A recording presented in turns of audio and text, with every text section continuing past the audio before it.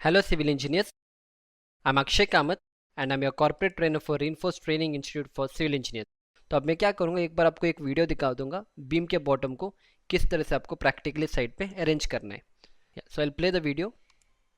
सो आप देख सकते हैं यहाँ पे, जैसे मैंने कहा था, हमने फर्स्ट क्या किया, बीम के बॉटम को लगा दिया। बीम के बॉटम को लगाने के बाद हमें इस तरह से प्रॉप्स को अरेंज करना है, राइट। सो आप अभी यहाँ पे एक छोटा सा लोकल कंस्ट्रक्शन है। अगर लोकल कंस्ट्रक्शन में हम क्या करते हैं, यूजुअली इस तरह से वुडन के प्रॉप्स को यूज़ करते हैं, which are called as wooden ballies, और इस तरह से हम इसको सपोर्ट करेंगे। और ये जो बंदा यहाँ पे ऊपर बैठा है कारपेंटर, वो इस तरह से इसको नेलिंग करेगा so that it will be stiff. अब जब भी आप इसको बनाते हो तो आपको क्या करना है, आपको याद रखना है जो सेंटर टू सेंटर स्पेसिंग आपको जो रखना है, यूजुअली हमें 500 mm रखना है। जैसे ये वाला जो सेंटर टू सेंटर स्पेसिंग होगा, इस तरह से जो सेंटर टू सेंटर स्पेसिंग होगा, that has to be 500 mm centre to centre spacing. So based on that only यहाँ पे आप देख सकते हो ये लोग इस तरह से इन प्रॉप्स को अरेंज करेंगे।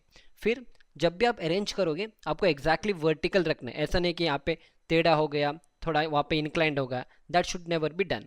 तो इस तरह से एग्जैक्टली आपको वर्टिकल रखना है। और देखो यही सारे लोकल कंस्ट्रक्शन है, सो यहाँ पे कुछ ज़्यादा क्वालिटी चेक्स नहीं होगा, और कोई सेफ्टी को यहाँ पे आप देख सकते हैं कोई भी शूज़ नहीं पहन रहे। सो लोकल कंस्ट्रक्शन में हम इस तरह से काम करते हैं and that is okay. But when you work in bigger companies and all, we have everything like rules and regulations, safety shoes, helmets, everything हमें we should take care of that, right. This is called as wooden ballies, जो हम यहाँ पे रख रहे हैं। And go back, this are called as wooden ballies, इस तरह से अवेलेबल होते। तो इस तरह से लोग लेके आते और इस तरह से हम क्या करेंगे, यहाँ पे अरेंज करेंगे, राइट।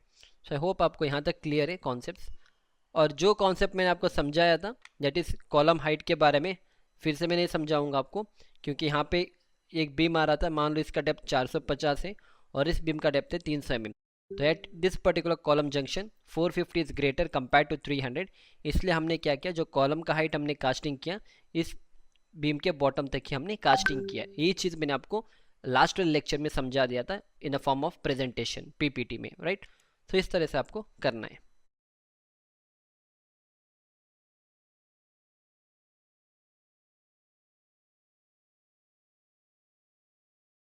राइट। सो मैं इसको थोड़ा फॉरवर्ड कर दूंगा। सो इस तरह से आपको वन बाय वन इन चीज़ों को आपको अरेंज करना है as a in a site, you need to work in this way, right. Yeah, right. और यहाँ पे हम इस तरह से इसको बना देंगे इस तरह से, ताकि यहाँ पे क्या होगा, एक आपको सपोर्ट मिलेगा इस तरह से, ओके। इस तरह से हमें कास्टिंग करना है। और याद रखना, जब भी हम कास्टिंग करेंगे बीम के बॉटम, ज़्यादा कभी नहीं करना, अगर कम करोगे तब भी चल जाएगा, but you should never cast more than that, right. So this was the first video. अब इसके बाद हम देखेंगे सेकेंड वीडियो। एक बार ये सारे अरेंज होने के बाद नेक्स्ट आपका जो शटरिंग होगा इस तरह से दिखेगा। सो हमने क्या किया, सारे बॉटम को हमने लगा दिया, आप देख सकते हो अलग अलग बॉटम से। जैसे इस कॉलम का हो गया, एक मिनट,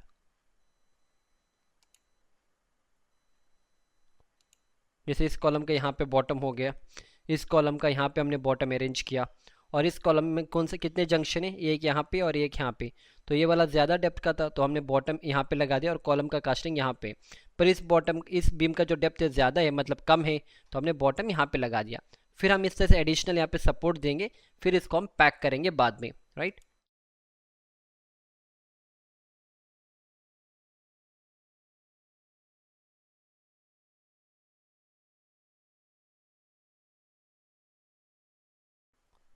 मेन चीज़ें आपको यहाँ पे इस तरह से लैटरल टेस्ट को लगाना है, क्योंकि अगर एक बार आप यहाँ पे बीम रखोगे तो फिर इसके अंदर लैटरल टेस्ट नहीं चला जाता है। तो that is the reason you have to put a lateral test, और फिर उसका बीम के बॉटम, बीम के जो रिइंफोर्समेंट होंगे उसको हम रखेंगे। तो इस तरह से हर एक चीज़ आप देख सकते हो प्रैक्टिकली, और आई होप आपको समझ में आ रहा है। और जब आप इसका बॉटम सब निकालोगे, सिंपल फार्मूला, अगर इस बॉटम का कितना शटरिंग चाहिए तो क्या हम क्या करेंगे, बीम का जो लेंथ होगा, जैसे यहाँ से यहाँ पे जो आउटर टू आउटर जो लेंथ होगा, और multiply this by the width of this, तो आपको इस बॉटम का शटरिंग कितना चाहिए वो स्क्वायर मीटर में निकल के आएगा। फिर इसके बाद जो अगर आउटर शटरिंग चाहिए, जो भी लेंथ है उसको मल्टीप्लाई करो depth of this beam, so will get the outside shuttering. So इस तरह से हर एक चीज़ को आपको करना होगा।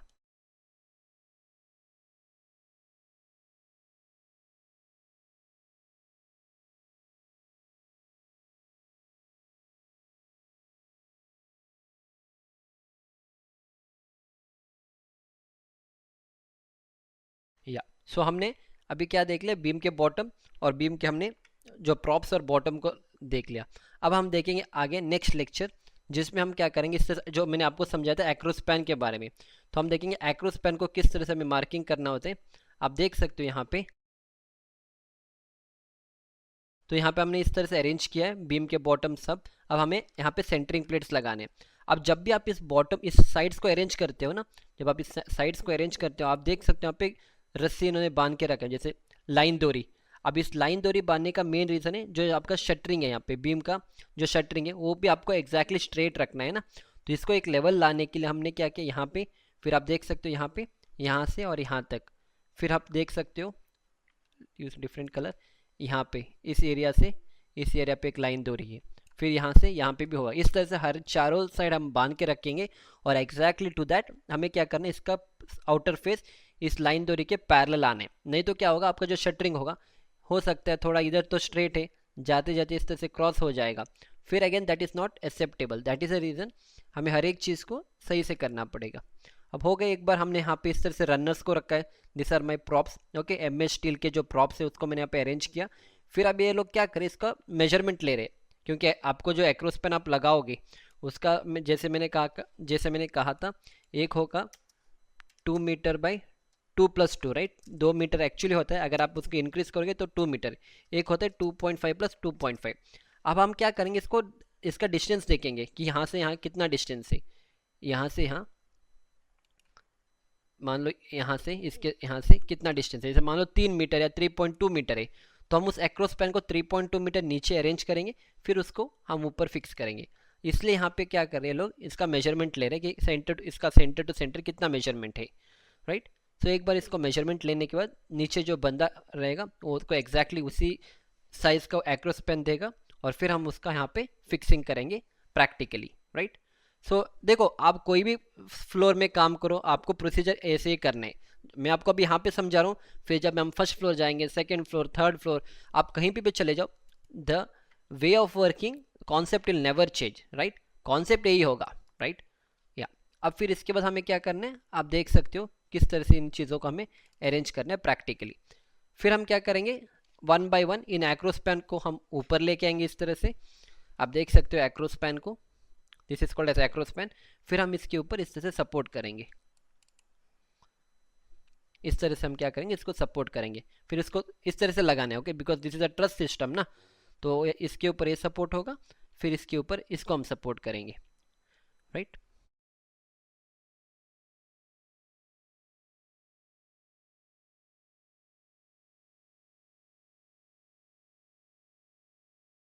तो आप यहाँ पे देख सकते हो ये वाला जो लीवर होता है, आई पॉज फॉर अ व्हाइल, यहाँ पे एक लीवर है जो आपको यहाँ पे दिख रहा होगा,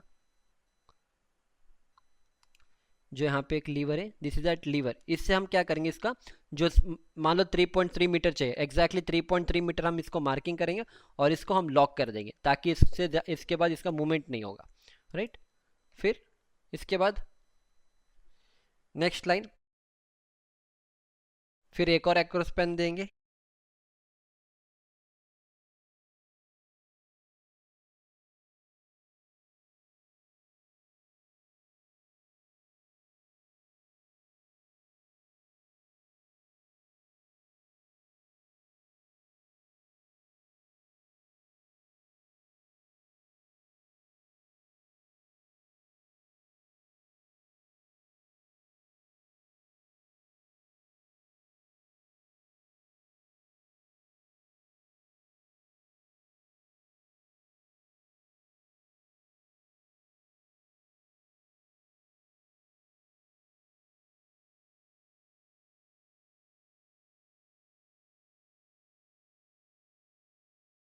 फिर ये होगा आपका दूसरा।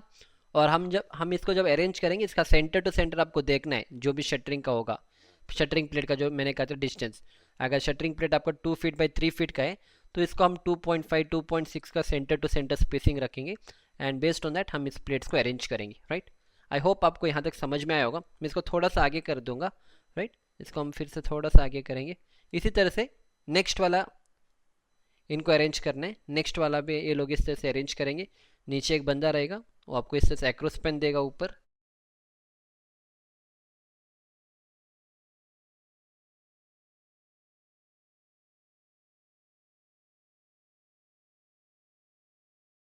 तो इस तरह से उसको लिफ्ट करेंगे, और लिफ्ट करने के बाद फिर इसको हमें घुमाना है इस तरह से।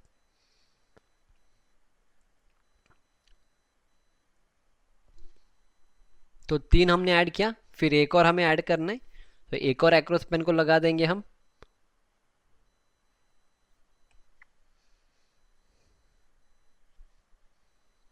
अब इसका ये लोग मेजरमेंट ले रहे हैं कि सही है नहीं है।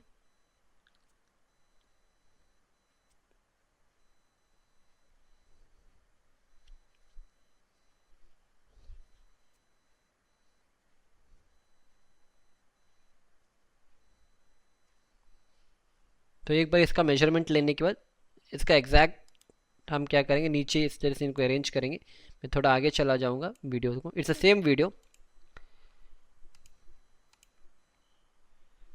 या। सब इसमें कुछ दिक्कत हुई होगी, तो ये लोगों ने क्या किया, फिर अभी देखो आप यहाँ पे सेंटर टू सेंटर एग्जैक्टली अब नाप रहा है कि सेंटर टू सेंटर क्या है। फिर इसका सेंटर, तो इस तरह से अगर मान लो इधर थोड़ा थोड़ा सा भी गड़बड़ हो जाएगा, तो इस तरह से हमें अरेंज करना है।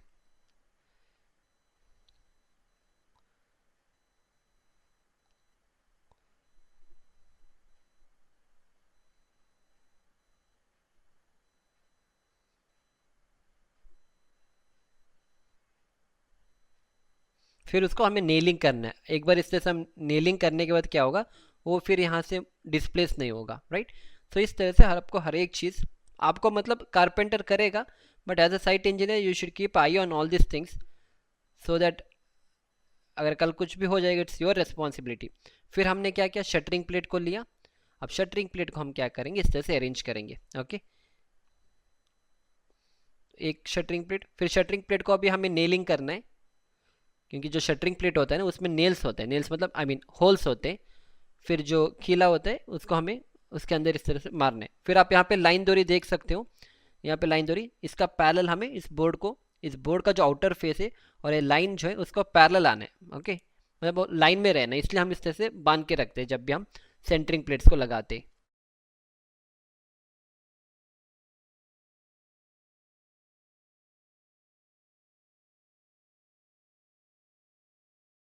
फिर इस तरह से हम इसको फिक्सिंग करेंगे।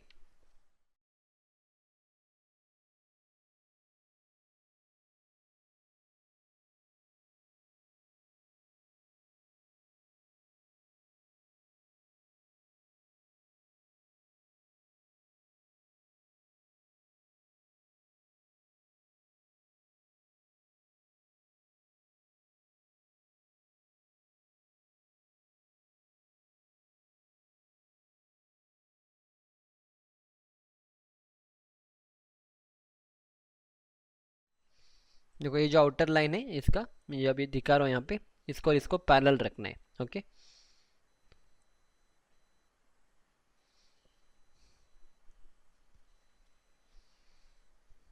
अभी मैं आपको एक्चुअली फर्स्ट फ्लोर का दिखा रहा हूँ, पर कॉन्सेप्ट ये फिलहाल तो हम ग्राउंड फ्लोर के कर रहे हैं, पर यहाँ पे जब मैं इसका रिकॉर्डिंग कर रहा था it was in first floor.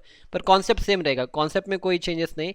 अगर आप फर्स्ट फ्लोर में भी करोगे, सेकंड फ्लोर करो, 10th फ्लोर करो, 20th फ्लोर में करो, या आप ग्राउंड फ्लोर से करो, करने का प्रोसीजर तो यही है। आपको हर जगह आपको यही करना है।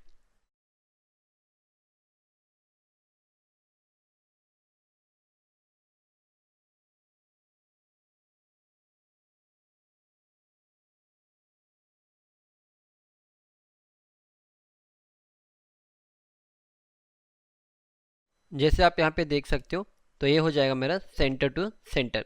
जैसे अगर मान लो ये 3 फीट है, तो इन्होंने क्या किया, इसके आउटर में रखा, तो यहाँ से यहाँ पे 3 फीट, तो हो सकता है 3.1 ए वाला होगा 3.1, इस तरह से इन्होंने सेंटर टू सेंटर इसको अरेंज किया है, राइट। तो इस तरह से आपको इसका अरेंजमेंट करना है साइड पे। ये होगा आपका एक्रोस पेन, इस एक्रोस पेन के ऊपर हमने इसको रखा है।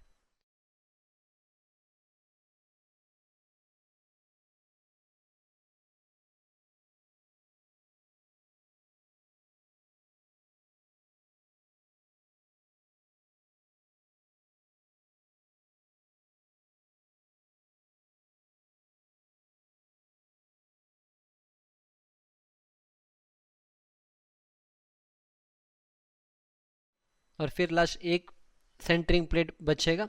अब फिर इसको यहाँ पे हम अरेंज करेंगे इस तरह से।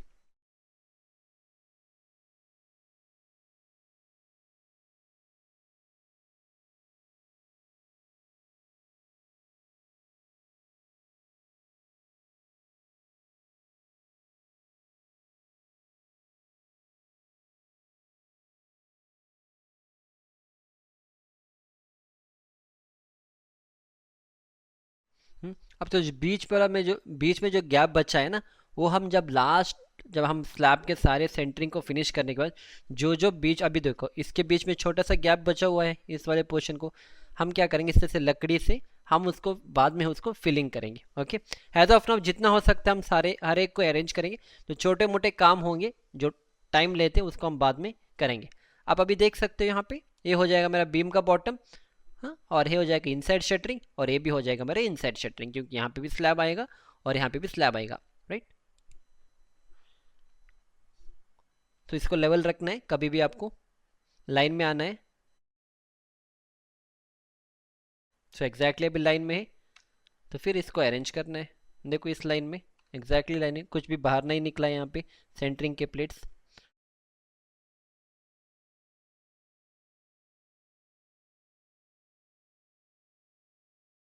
जब आप साइट में जाओगे चेकिंग के लिए, आपको ये सारी चीज़ आपको चेकिंग करना है। ओके, किस तरह से इन्होंने किया, हर जगह हर टाइम आपको साइट में रुकने की ज़रूरत नहीं है अगर आप कॉन्ट्रैक्टर की तरफ, अगर आप क्लाइंट की तरफ काम करोगे। But if you working as under a contractor, क्योंकि आपका रिस्पॉन्सिबिलिटी होता है इन सारे काम को कराने का।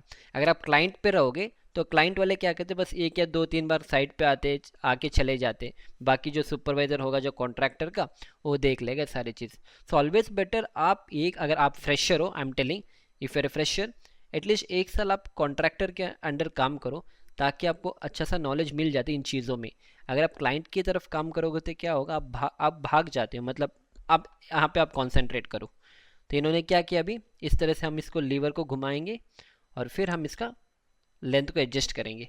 हाँ, जैसे मैंने समझाया, अगर आप क्लाइंट की तरफ काम करोगे तो क्या होता है, हम इन सारी चीज़ों पे टैकल नहीं करते, हम बोल देते इसको करने के लिए, फिर करके चला जाता है। राइट, तो फिर क्या होगा, कल कोई भी प्रॉब्लम आ जाएगा, आपके पास सोल्यूशन नहीं होता, फिर आप कॉन्ट्रैक्टर से ही पूछोगे कि क्या करेंगे। तो जब तक आप प्रॉब्लम को फेस नहीं करोगे तब तक आप कोई किसी को सोल्यूशन नहीं दे सकते हो। सो ऑलवेज बेटर आप कॉन्ट्रैक्टर के अंडर काम करो थोड़े time, at least for a year, so that you get a good knowledge. क्योंकि अगर नॉलेज नहीं होगा साइट पे, people will trash you like anything, मतलब आपको कोई रिस्पेक्ट नहीं करेगा। जितने नॉलेज होगा उतना रिस्पेक्ट होगा आपका। सो इन्होंने अरेंज किया इस लेंथ को, और फिर इसको हम इस तरह से फिक्स करेंगे। ओके, यहाँ पे इस तरह से लगाएंगे, तो इसको फिर भागने के लिए हम अलाउ नहीं करेंगे, इस तरह से हम इसको ब्लॉक करेंगे और फिर इसको लगा देंगे वहाँ पे।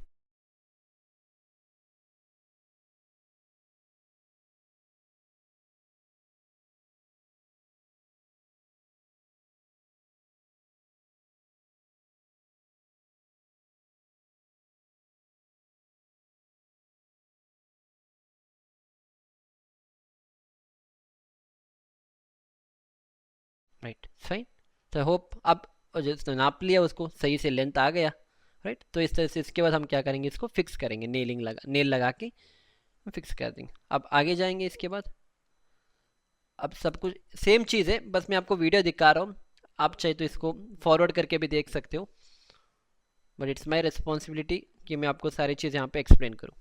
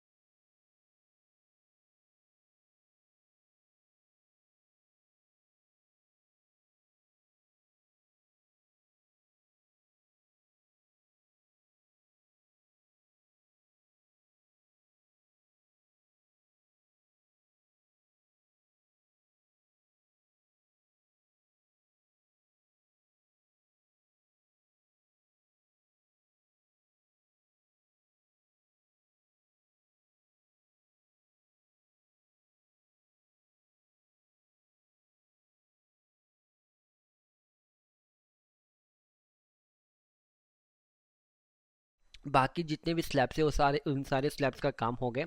ये अपना कटआउट है, ये अपना कटआउट है यहाँ पे। ओके, और बाकी जितने भी काम होने वाले थे सारे काम हो गए यहाँ पे। बस ये लास्ट जो पोर्शन है वहाँ पे सारे जितने भी स्लैब्स अभी बन गए, यहाँ पे सेम कॉन्सेप्ट अप्लाई हुआ है। मैंने बस इस वाले पोर्शन आपको मैं दिखा रहा हूँ।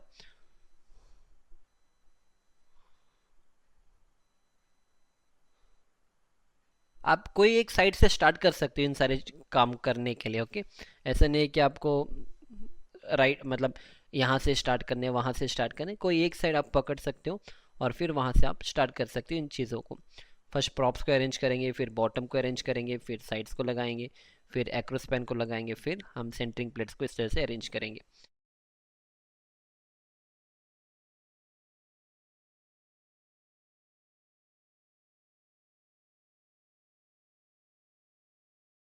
या अब मैं इसको आगे लूँगा। आई होप आपको यहाँ तक समझ में आया होगा।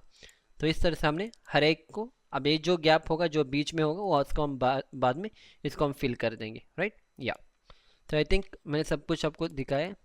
इसको भी हम एक बार देख लेंगे। ये फाइनल जो बचा हुआ वहाँ पे हम इसको रखेंगे और फिर इसको हम अरेंज करेंगे। फिर एक बार लेंथ हम देखेंगे एंड अकॉर्डिंग टू दैट इसको हम एक बार थोड़ा सा रिलीज़ कर लेंगे जो भी साइज़ मुझे चाहिए।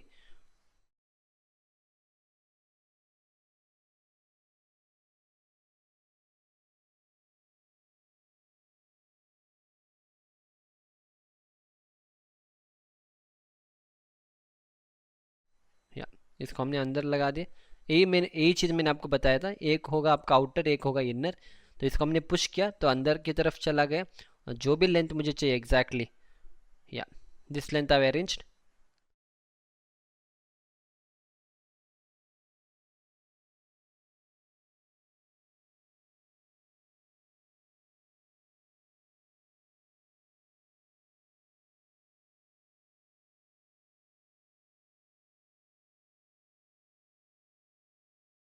फिर इसको हमने फिक्स कर दिया। फिर हम एक्रो स्पैन को वहाँ पे लगा देंगे।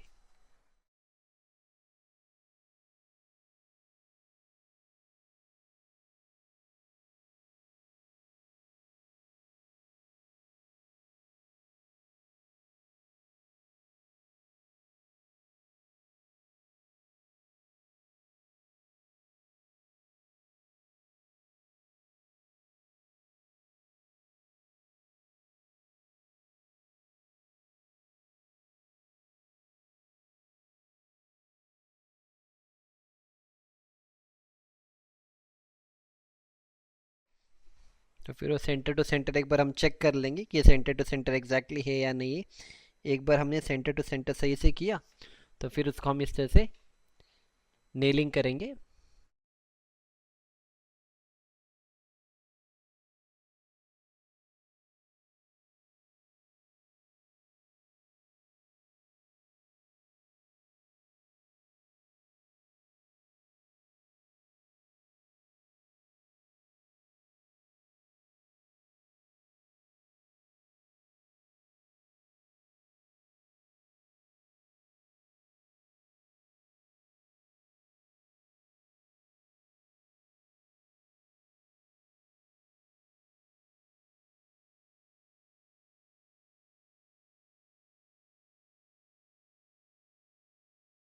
तो आप देख सकते हो जितने भी स्लैब के सेंटरिंग प्लेट्स है इस तरफ ना एक लेवल पे है ना, इस एरिया में सब कुछ एक लेवल पे। तो इस तरह से एक बार होने के बाद हर एक चीज़ को आपको चेक करना है इन लोगों ने सही से किया है नहीं किया है।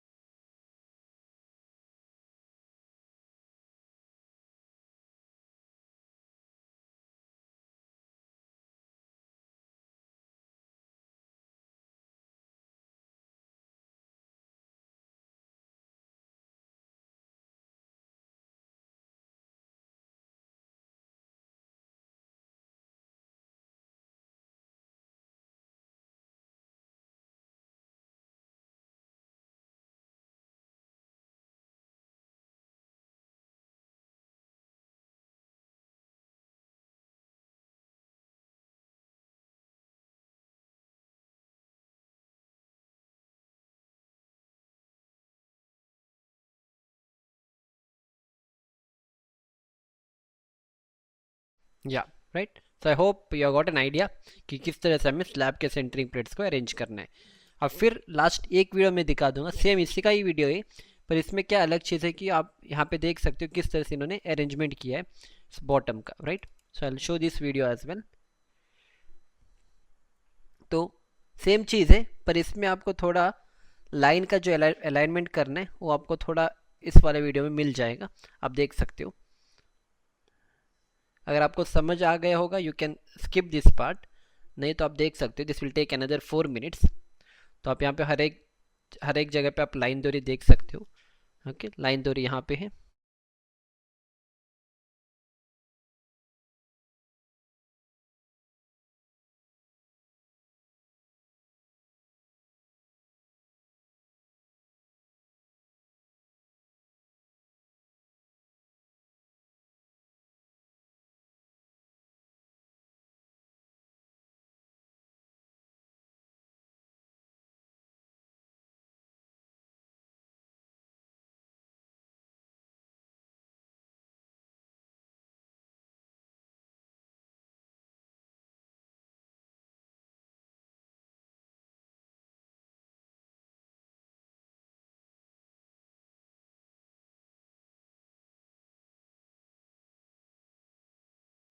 फिर एक बार इसको फिक्सिंग करने का एग्जैक्टली आप देख लो कि लाइन में है या नहीं है। तो इस तरह से इसको थोड़ा आगे पीछे इस तरह से मारना है ताकि वो एग्जैक्टली एक लाइन पे आ जाएगा।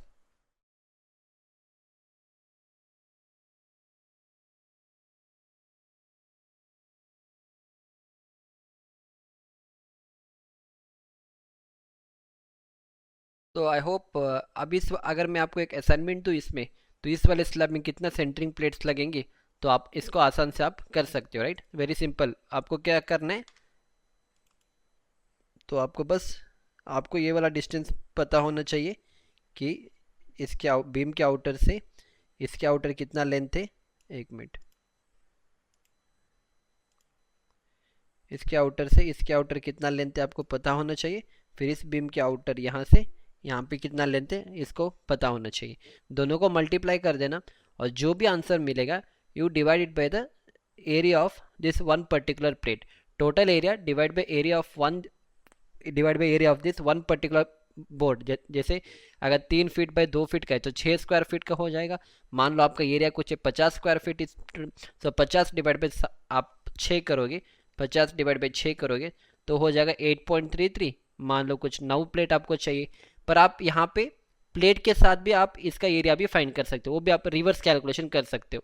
जैसे फॉर एग्जाम्पल मैं इसको प्ले कर दूंगा, मान लो इसमें लगे थे आपके कुछ 25 प्लेट, तो 25 प्लेट लगे होंगे और एक प्लेट का एरिया 6, तो 25 × 6 हो जाएगा 150 स्क्वायर फीट। मतलब इस पूरे एरिया का इस पूरे स्लैब का जो एरिया निकल के आएगा 150 स्क्वायर फीट।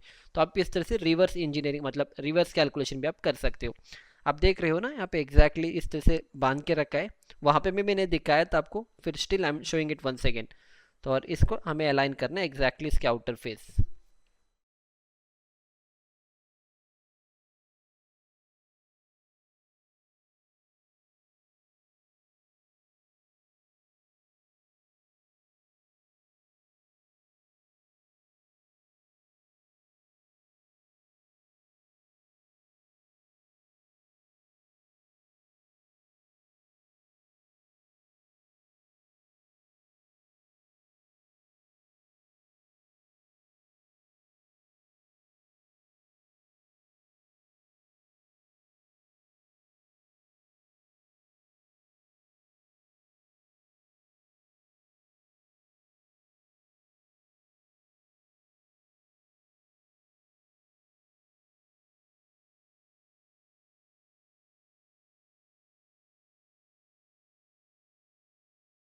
अब एक बार इसको चेक करेगा वो कि उसको सही से किया है या नहीं किया है, राइट। दिस वाज द ये चीज़ मुझे आपको दिखाना था इस वाले वीडियो में।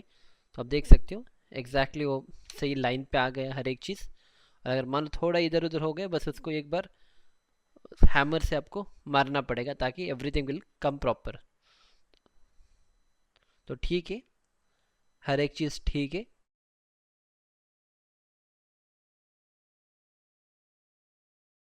अब आएंगे इस तरफ, तो इस तरफ से आपको फिर एक बार सेम प्रैक्टिस आपको इस तरफ से अभी स्टार्ट करने हैं। ओके,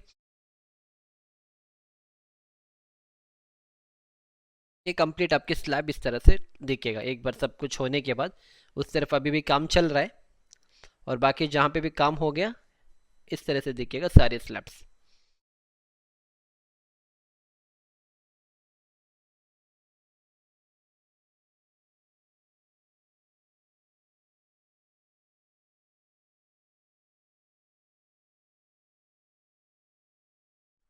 यहाँ सब बीम के बॉटम लगे, फिर बीम के साइड्स लगेंगे और यहाँ सब हो गया।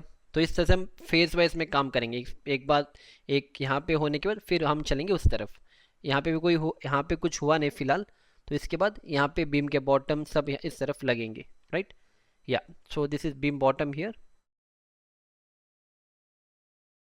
So I hope you have enjoyed the lecture up to here. So we'll see you back in the next lecture. Thank you.